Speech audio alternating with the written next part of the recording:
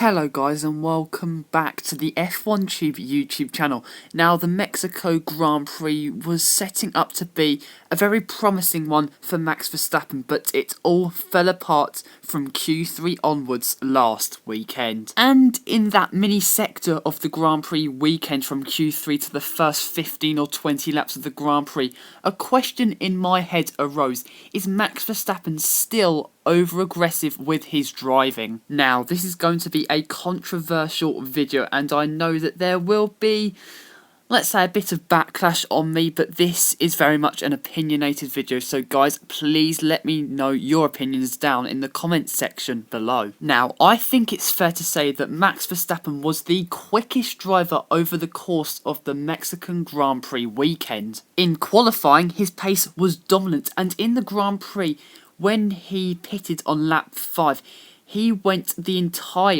rest of the race on those hard compound tyres and still maintained a reasonable pace. They are signs of what could have been for Max Verstappen, but a collection of incidents deprived him of his third Mexican Grand Prix victory in a row. Now, the qualifying misdemeanor, let's say. Now, in his first run in Q3, Verstappen was utterly dominant. And then on the second run, when Valtteri Bottas crashed, that basically confirmed Max Verstappen's pole position. But when the double-waved yellow flags came out, he still had his foot planted to the floor. Especially considering that not only was there yellow flags out, but right behind the first yellow flag section he entered, there was a crashed car literally to the left of the track. I am honestly perplexed into why Max Verstappen did not back off. He had secured that pole position. Of course, he has this drive to wanting to go faster, but still, I know there will be people that say the stewards should have only just deleted Verstappen's lap time, but at the end of the day, when you are ignoring double-waved yellow flags, you are disregarding safety. There was a heavily crashed car to the very left of the track, but Verstappen ignored that. Now, yes, Lewis Hamilton carried on with his lap even though he was behind Bottas, but at the end of the day, the double-waved yellow flags were out. Hamilton could see Bottas's car, but when Verstappen entered the double-waved yellow section, he did not have a clue that Bottas had crashed. So, goodness knows what the scenarios could have been in Verstappen's head. Another incident Verstappen got involved in was his first lap clash with Lewis Hamilton. All I'm going to say on this one is that Verstappen was pretty unlucky. He forced Hamilton to the outside of turn 1. Hamilton got a pretty hefty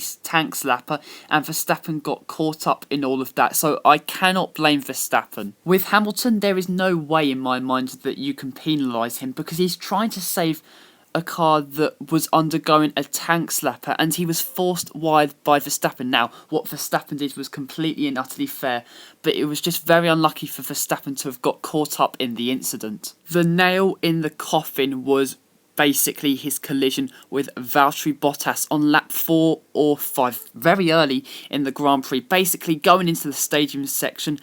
He was right behind Bottas. Bottas went wide going into the first section of the stadium, then into the hairpin. Verstappen dive-bombed Bottas with a capital D. He went down the inside.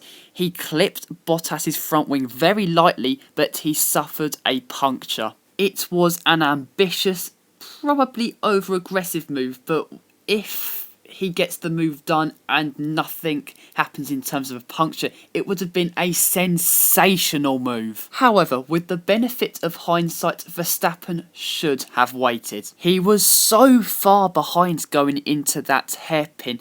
Plus, with the nature of that corner being very tight, contact was really inevitable. So I'm not going to say Verstappen deserved the puncture, but in terms of being balanced, in terms of his racecraft, he should have waited. And to be honest, this was by far Verstappen's most costly issue of the whole Mexican Grand Prix weekend. These incidents gave rise to Lewis Hamilton's victory, which, by the way, I'm going to say again, was a superb victory, but I'm not really going to get into depth with that. But ever since the summer break, it feels to me that Max has taken a step back a little. I think some of his moves, some of his racecraft has been a bit over the edge. Use the Belgian Grand Prix as an example, where In my opinion, he went for an over-aggressive move on lap 1 at La Source, inevitably wrecking his Grand Prix. Race later at Monza, he broke his front wing, self-inflicted, going into turn 1 on the first lap, and that cost him some more points. But when we're talking about Max Verstappen, we have to consider that aggression is a part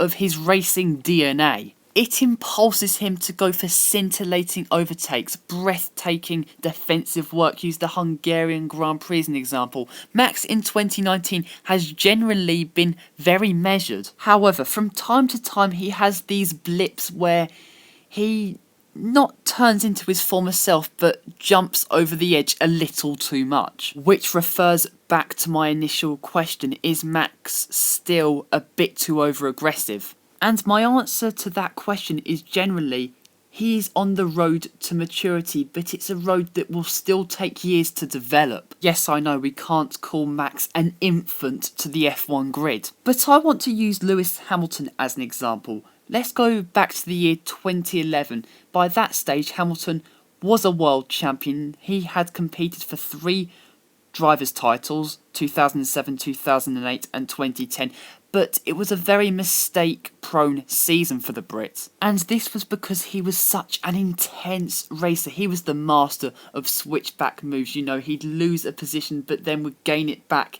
in the next corner or straight. He was constantly on the offensive. But because of the accidents he had, used Spa and Monaco as examples, he had learnt from them and knew where to draw the line in terms of hard but fair racecraft. And now as we sit here in 2019, Lewis has developed into a transcendent driver and is one of the greatest drivers ever to grace the sport, and is putting out a statement towards being the GOAT. And I expect Max to replicate that pattern. From time to time, he is going to have accidents, he is going to be going over the edge, but it's his journey to being a mature and ascendant driver that will help his course towards being an F1 legend, because Hamilton's records will very much be Verstappen's realistic targets. But guys, that is it for today's video. Please like this video, comment down below what you thought of my ultimate opinion